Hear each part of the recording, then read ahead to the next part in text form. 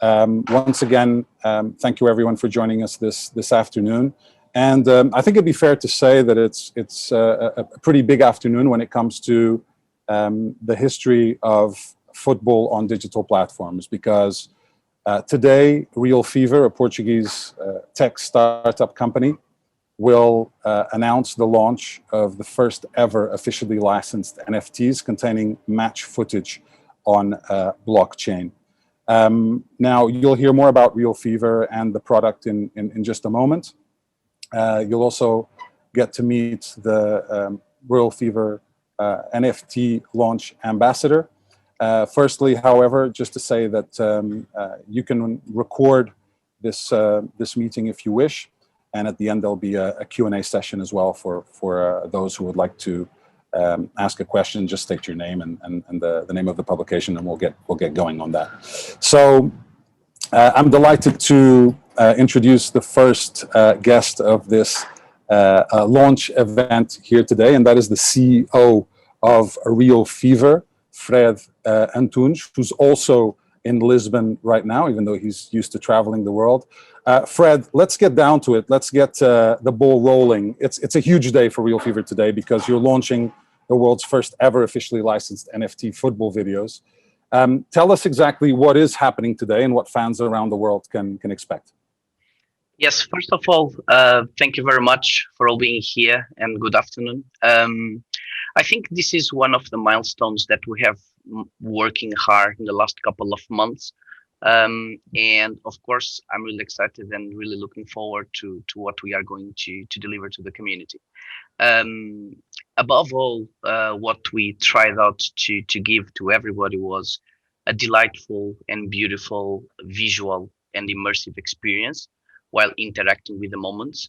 And of course, taking to the next level these video moments that are not only someone playing football, but they are the best players ever in the football history. And indeed, what we tried out to do was to take a football player and the athlete to the next level as an artist, and of course, their actions in the field as a real paintings, a real art. So this is, of course, our high-end game, our high-end goal. Doing this, there is still a long road to do, but it starts today. And what happens exactly on the NFT marketplace, Fred? What can fans expect to be able to acquire, and how do you see the NFT world? Because I think as someone who follows the sports industry, and the journalists and people who are here on this call as well have started to hear more about NFTs, especially in the United States, especially with the NBA and Top Shot, where people can acquire iconic moments from some of their favorite athletes on blockchain and acquiring these non-fungible tokens, these virtual and digital assets. So for the football community, what are fans going to be able to acquire, and how do you see the role of NFTs in the sports industry? I think this is just a natural evolution where we merge old school things and old school assets with technology. So in fact, what we are doing is not that much different from what in the past used to be, the physical pack.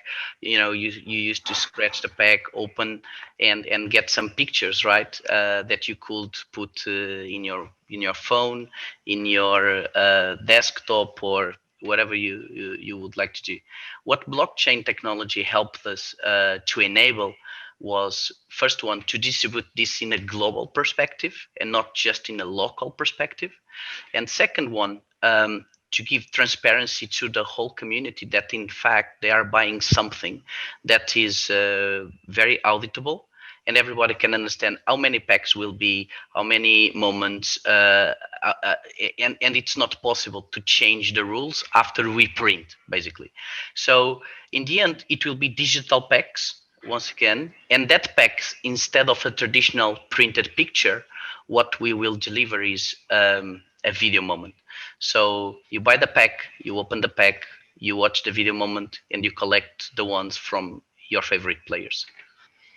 Fred, I think that helps everybody understand what is going to happen on the marketplace. We'll talk a little bit more about the details of the product in a moment and some of these iconic moments, but First of all, let's introduce the RealFevr NFT launch ambassador, Bruno Fernandes, with a short video. Hi, I'm Bruno Fernandes, and my moments can be yours on the RealFevr NFTs marketplace. Join the fever.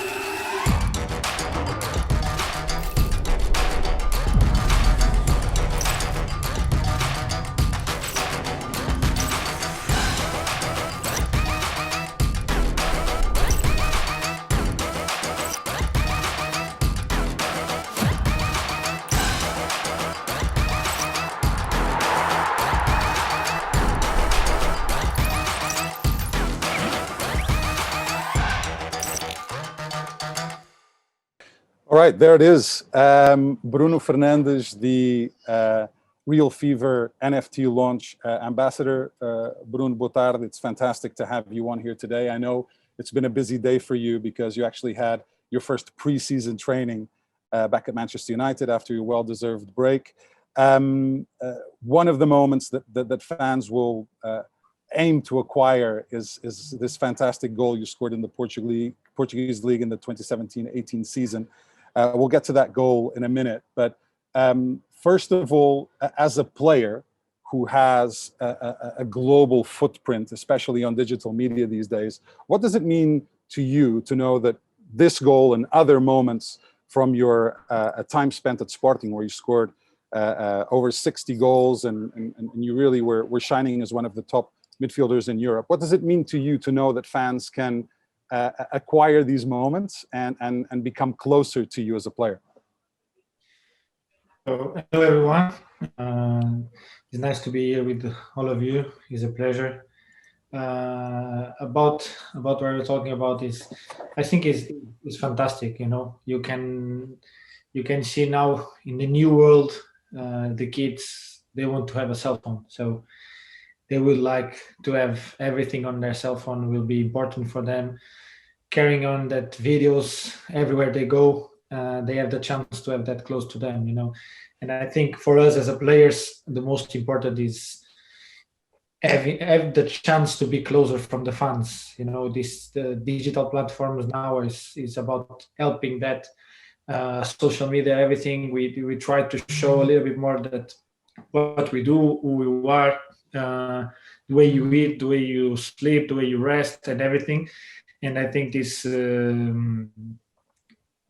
RealFevr is doing will be more important for them, because the biggest moments they have in their minds is the goals, the assists, the moment you do something for the club, for someone, the club they support. So I think this is such a good thing for them and really important for the new world we are, because it's something different that we normally do. And so I think, as everything in life, you have to grow up, you have to improve, and this is that case. You know, it's interesting because Fred was talking about the sticker packs, and I mean, I grew up collecting them. Maybe many people on this call did.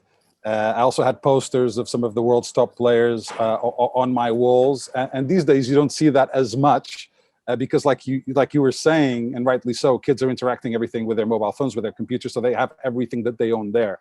Take us back to your youth. Who were some of your favorite players, and did you collect stickers of them as well? Yeah, I collect the stickers still at this time, because every time we have a World Cup, European Championship, I like to have a full photos of every player with joining the World Cup, Euro, or wherever. So at that times I did it a long time ago. I remember, for example, my brother, he is one of the biggest fans of Quaresma, and he have a big poster of Quaresma, was calling in Portugal Harry Potter. So at that time, I don't remember the newspaper does that, but they did a big poster of him, and he have that until today, I think. And my brother is 32, so imagine people like that. I think is something mark you when you're growing up, and mark me too. But I think, as we talked before, now with the new world, cell phone everywhere, the kids they want to have the phone. They want to have all the photos on their phone. They want to have the videos on their phone. They don't see anymore on the laptop or on the television or something. Everything they need today, they just take from their pocket the cell phone, and they can see everything. And I think the chance to have this for them, as I said before, will be amazing. Who were some of the most valuable stickers that you had when you were a kid? Like, of what players? Oh, for me, everyone knows Ronaldinho. I think was my first superstar. The first player I watched was him, because I think he has something different from everyone. The smile he have at every game he plays is something you just watch and you enjoy it. You enjoy the way he play. You enjoy the way he smile. You enjoy the way he make things happen. So I think is no one in the world who doesn't like Ronaldinho. I think in the world of football. Um, After, of course, as I always said, Cristiano was my growing up. When you start to, because when I start to understand football was when Cristiano appears. So I see him growing up at the same time I was growing up at the youth, and was always an example for me. And of course, being a midfielder, I was always looking for Zidane, Iniesta, Pirlo, and one of my favorite players at the time, one of the players I watched a lot because I was playing as a number 8 before, was Moutinho. Was like that kind of player I like to see, because the way he was playing at the time was almost the same way I was playing. So was one of the players I really like, and probably it was one of the players I have the stickers at home. Probably now I don't have any more, or they will be there, because everyone knows how moms are. So they put everything apart, and they have everything from the since you are youth. So I think probably I have that stickers on, or some posters, everything. But these are the players. I could say many more, because at my time, I think as a superstars, as a big players, when I was growing up, was many players. If you watch Real Madrid, for example, or Manchester United or Barcelona, at that times it was not one or two players you say, oh, that is the top player. There are many. You don't have one player you say that one is better than the other. No. If you want, what I don't know, the Galacticos, for example, you have to take all the stickers. You don't. It's not any chance you just buy one. You have to take all the team. I'm going to bring Fred back in here. How excited are you to have Bruno as an ambassador for the launch of this project, and what are you expecting from Bruno's goals in the marketplace? Well, I think before any technical answer, I have to give you the emotional answer, and the emotional answer is, since the very first beginning, Bruno was our primary and first choice, and I can explain why. Because of three main reasons. The first one, because he's Portuguese, and as we are. The second one, because he's one of the top midfielders in the world. Personally, for me, the best. So when this became possible, I was, of course, really excited about it. And third, because in our fantasy platforms, back in the seasons that he played in Portugal, he was always the best player. When we speak about statistics, so his statistics are absolutely impressive, because he scores goals, he scores penalties, he scores free kicks, he does assists. So for a fantasy approach, these are very important skills, and he plays as a midfielder, so he scores more points. And the last season in Premier League was absolutely fantastic, because he was cheap at the beginning, because it was the first season, but in fact he finished the fantasy season as one of the best and most valuable players, and as the best player of the Premier League, when we speak about statistics. So of course these three main reasons were absolutely, to make a really great decision to have him on board. And if I can disclose even an internal situation here in the RealFevr team, when I shared with the team and with our art director, I had the opportunity to share this with Bruno when we did the footage. When we had the opportunity to confirm that Bruno will be with us, our art director, Fabio, he was like crying, because the connection that the team has with Bruno is so huge that it is absolutely amazing to have him here. What are your expectations for his goals and his content on the marketplace?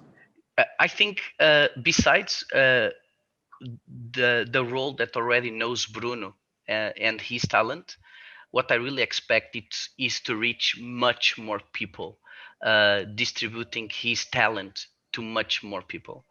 Because probably, of course, when he moved to Manchester, his career and social engagement became really huge, and is still growing.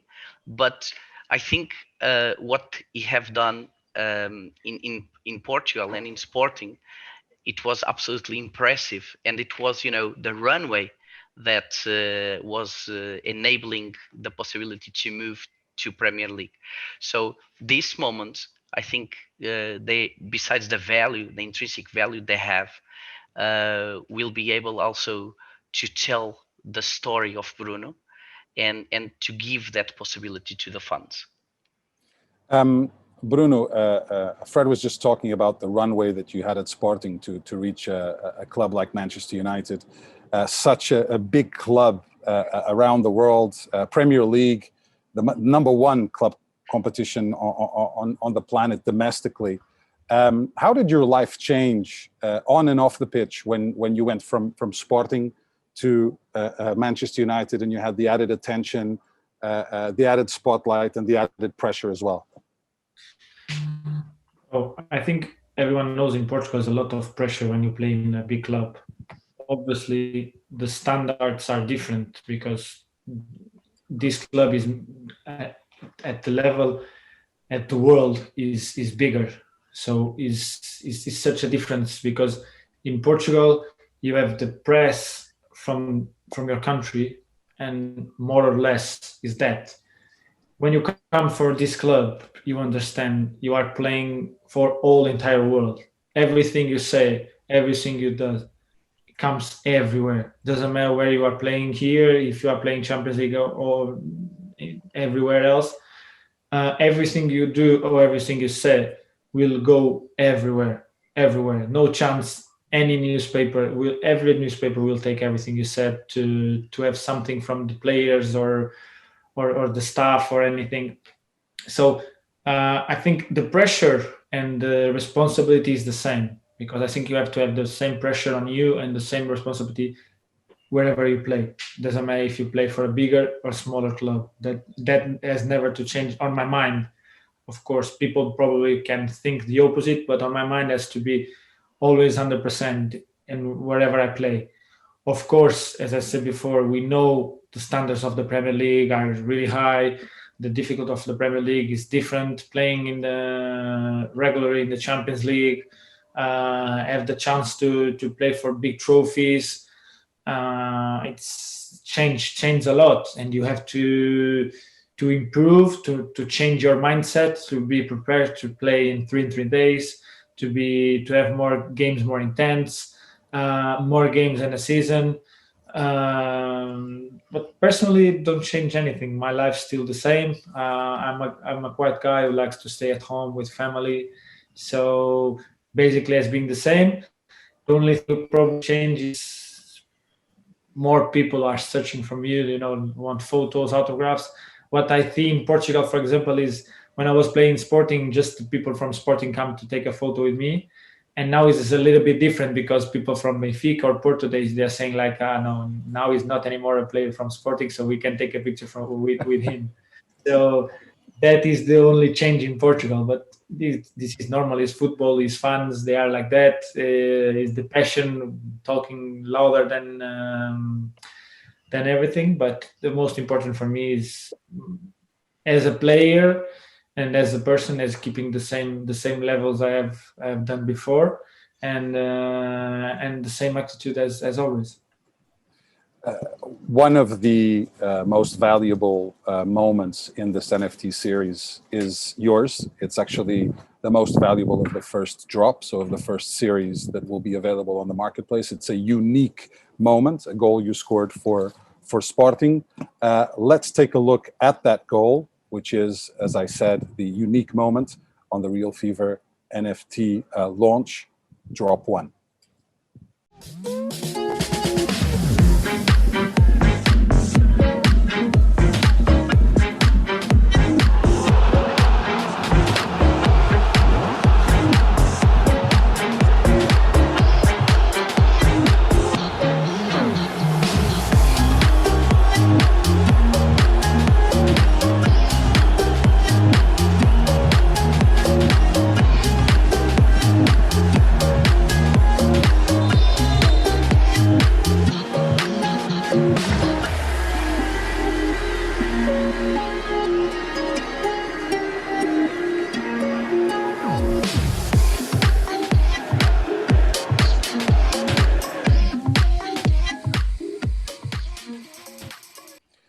Couple of final questions. One has to be to Bruno about this goal and your ability to score from outside the area, which I think is so valuable for any modern midfielder.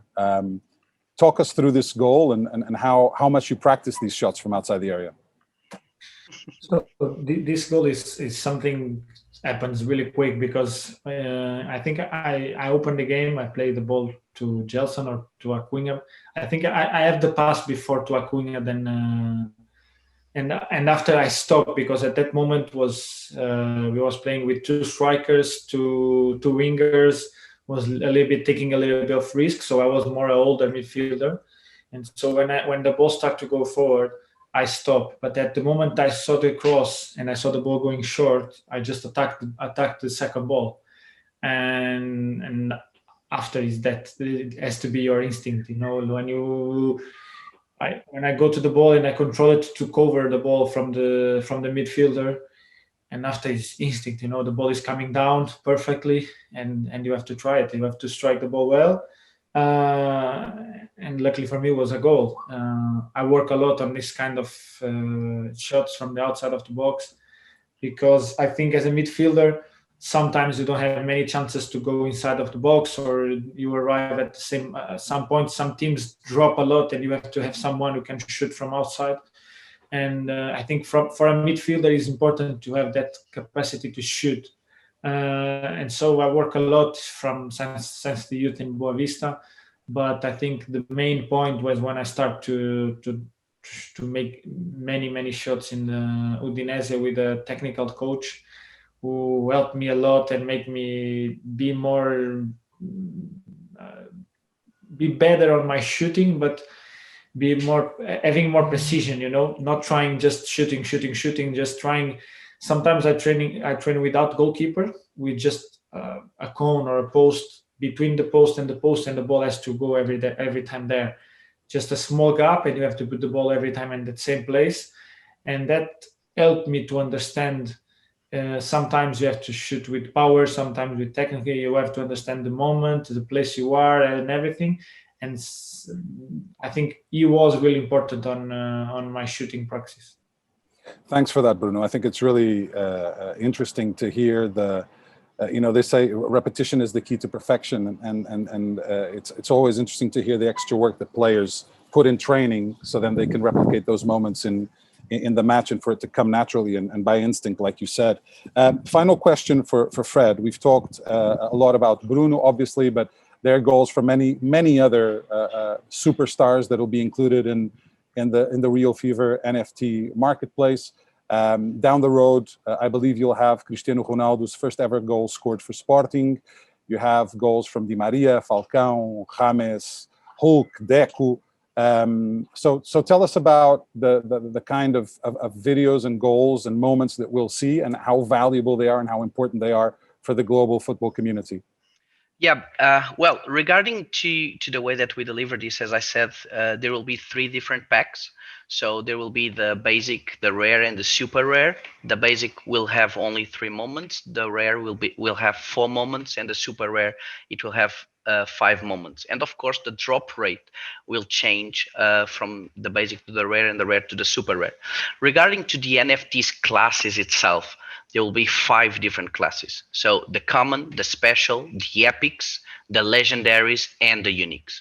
And basically, this is like a drop down of rarity and scarcity. So the commons, they will have more impressions. The specials, they will have less impressions. The epics, they will have even less impressions. The legendaries will have even less impressions, and the unique, there is just one impression, one of one, and that's it.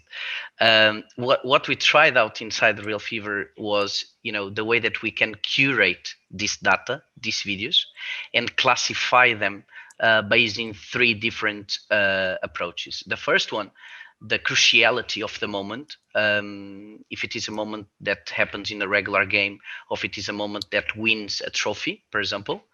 uh, the difficulty of the execution, if it is something that easy to score or very, very, very hard to execute, and also the way that the gameplay was developed. If it is an assist, if it is a counter attack, how it was built, and then we just classify the moments, different seasons, different games, and we try to distribute as best as possible the players. Of course, Bruno would be a legendary or a unique, and I'm very, very happy in this first edition, because the first edition, in the collector's perspective, is always the most important one.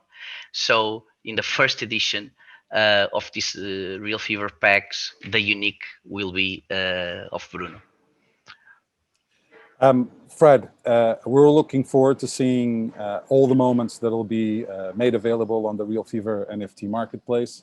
The content will be available next week, even though, and it's something that I think is also important to say, is that in order to get in the game, you need the RealFevr token. So all of the content will be available soon. And that kind of concludes the presentation part of this event. The floor will now be open for the media that has been invited to this event to ask a question each. Okay, Bruno, good afternoon. It's a pleasure to be here with you. I would like to ask you, not a transfer market question, but I would like to bring you to Portugal again. And I would like to ask you, the season is about to start, and we'll have a game between Sporting and Sporting Braga. I would like to have your comment on if this is the first year since 18 years ago that Sporting is the main candidate to win the championship, because it's always an historic club to win the championship. But if this year they are the main candidate to win the Portuguese league. Thank you, Bruno. So I will say what Sporting players should say, and they said that they are the main ones to win the Super Cup they have now against Braga, and they will be the main ones to win every game they have. So I think last season the communication of the club, coach and players was top, was perfect, and I think they will keep the same way, and they should. They have the chance to win every game they are included, and they will go ahead like this. And I think this is the most important now, is the Super Cup, and I'm pretty sure the focus of them is 100% on that game. Hey Bruno, I hope you're doing well. Hope you've enjoyed your break over the summer. So let's look forward to next season. Manchester United have been busy in the transfer window. You've got Jadon Sancho and Rafael Varane's almost done. You've said on your social media you're seeing good things coming in the new season. Do you think this is the season where Solskjaer finally wins some silverware for Manchester United and, of course, yourself? It could be in my personal life the good season. No, obviously, I think as always we have a chance to win whatever we want, or wherever we try to win, because I think last season, unluckily for us, we don't get to any trophy. We get to the final of Europa League, but unluckily we don't win. But still without with the transfers or without the transfers, Manchester United will always be a tough opponent who will try to win every competition we are included. As I always said, for me, being at this level, at these clubs who want to win, is because of that. Because I know we have the chance to win everything we are included. After you can win or not, but we have the chance, and we should and we will do our best to win something, of course. I saw you were back in training today. How does it feel? And when you look back at last season, does that frustration of coming so close and just missing out drive you on? It seems to be quite an exciting time at United. Oh, of course, was more than frustration, was sad, because everyone worked so hard to get that final and to try to win. We do it a good game. I think we should win the game in the normal time. But anyway, Villarreal was a good team. They deserved to win because every time someone wins, they deserve it. Because is no one who wins and they don't deserve it. They do it something good or something well to win the game. So better than us. Anyway, more than frustration, I'm proud of what we have done, because of course we want to win trophies and we know we have the chance and we have the capacity to win trophies. But I see an improvement on the team, on the mentality of the team, on the quality of the team. And I think the team will improve more this season, and we are growing up better and better day by day. And now this is a new season, a new chance to win something and to do something different. If it's okay, I just want to ask on the personal level, how was it being back at training, being back with the lads? I know it's not been a long summer, but nice to be back at the club. Oh, it's always nice to come back, because you pass some time away from the club, and when you are at the club and when you arrive at the end of the season, you start thinking of tired, my head, I need to rest, I need to see the family. It was basically 2 seasons in one, because of the COVID and everything. We have, after the semi-final of the Europa League against Sevilla, we have like 5 days to rest and come back again to start the new season. So basically it was everything in a row.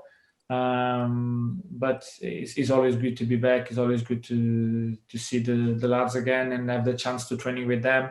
And of course, as a player, you want to be part of that. Want to be on the pitch training, having the chance to touch the ball, and of course, I'm really happy to be here. Honestly. Hi Bruno, it's a pleasure. I want to ask, what do you think about the growth of blockchain and the NFT business in football? And also, you played 5 years in Italy, in Serie A. Was it a surprise for you to see Italy win Euro 2020? Thank you. So, as I said before, I think this is an improvement on the collectibles, on the stickers, on everything. The chance to have everything more closer from them. I think is really good for everyone. Everyone has the chance to have something they want because they can choose, and that's it. About Italy, I spent a really good time on Italy. I have good friends over there. Is a country I really like that country, and the cities where I pass and where I play. I still have my friends over there. So will always be part of my life. My first girl was born in Italy, so she's a European championship. I'm not, but she is. So basically, I'm happy for Italy because they deserve to win. They make a really good European. I'm sad at the same time for England because it's the country where I live now, and I have some friends playing for the country. So was a mix of emotions, and of course seeing one of my friends missing the penalty hurts a lot, but that is past. And I think Italy was not a surprise because was before the Euros was like 25 26 games without losing. The game before the losing was against Portugal, so they should not play against us again because we will stop that run. But anyway, Italy deserve to win. They make a really good European, and I'm happy for them. Luis from B24 here. Hope you had a good summer.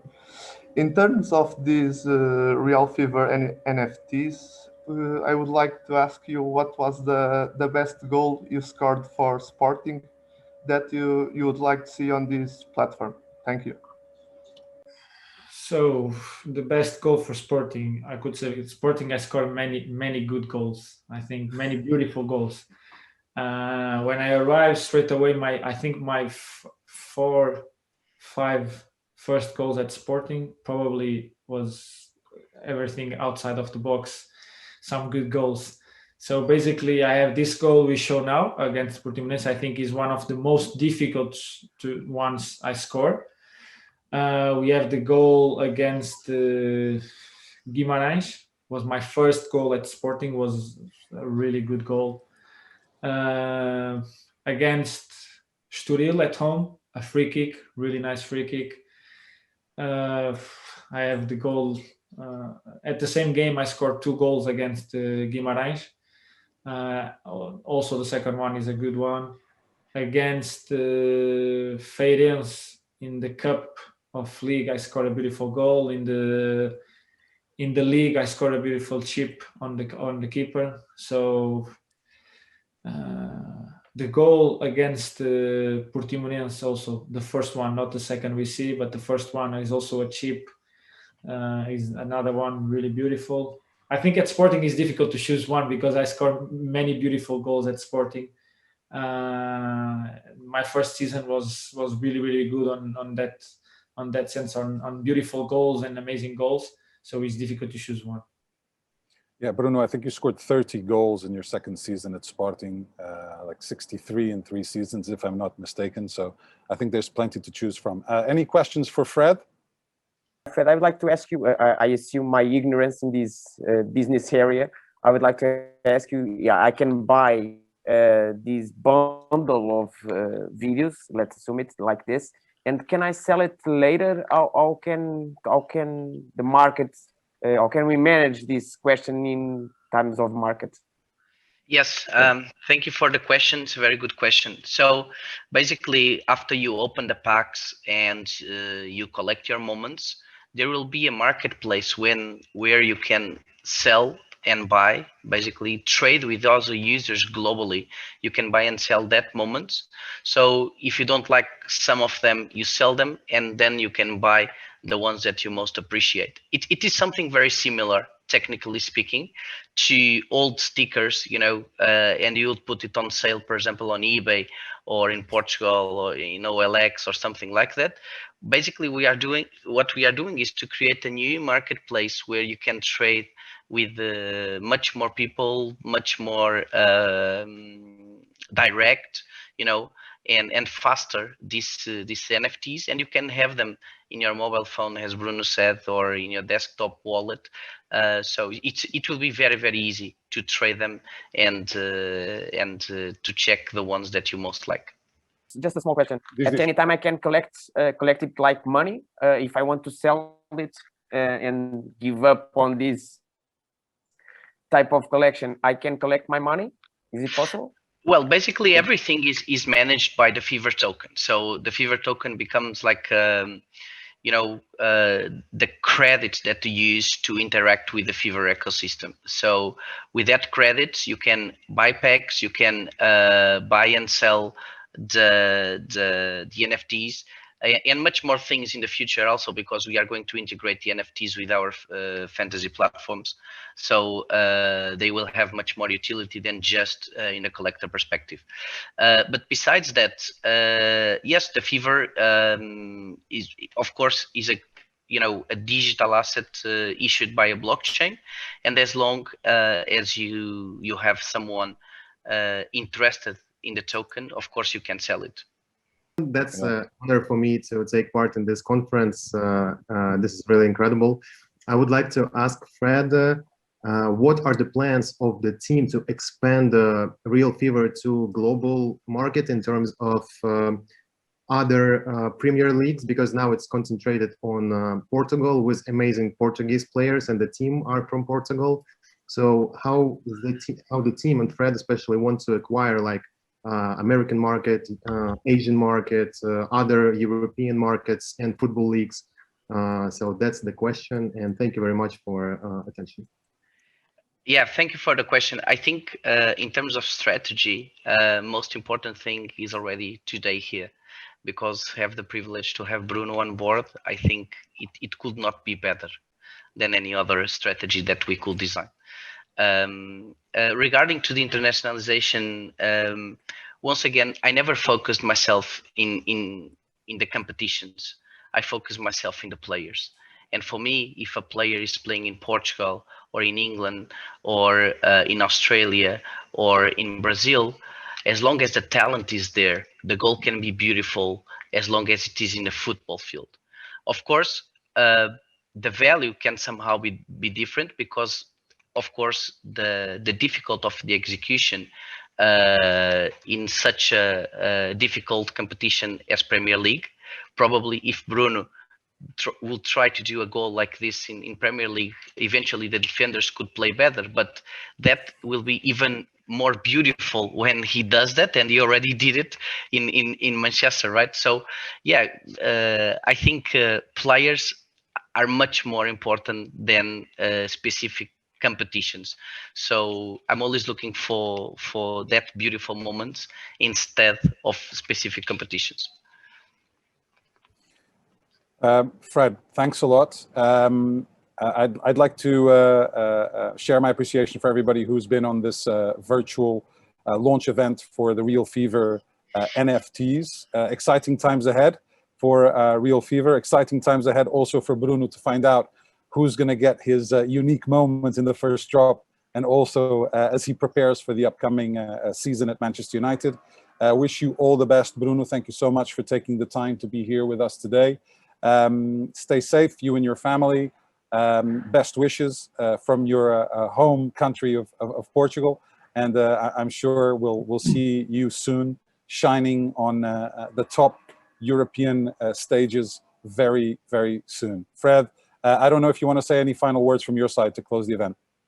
Well, I would like to thank you very much to all of you once again, to thank Bruno to give us this possibility, and in the same way that he does his best in the field to improve himself every day, we do our best here in RealFevr to improve also every day. So I think at this metaphor we are 100% in the same page, and you know, we will try to be as good as Bruno is in the field. It will be very, very difficult, but at least we will try.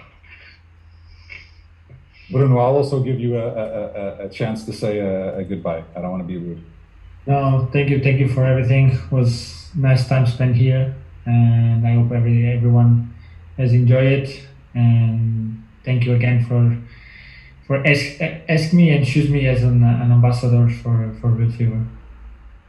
Okay, everyone. Thanks a lot. Have a great rest of Tuesday afternoon or Tuesday night, wherever you are in the world, and hope to see you soon. All the best.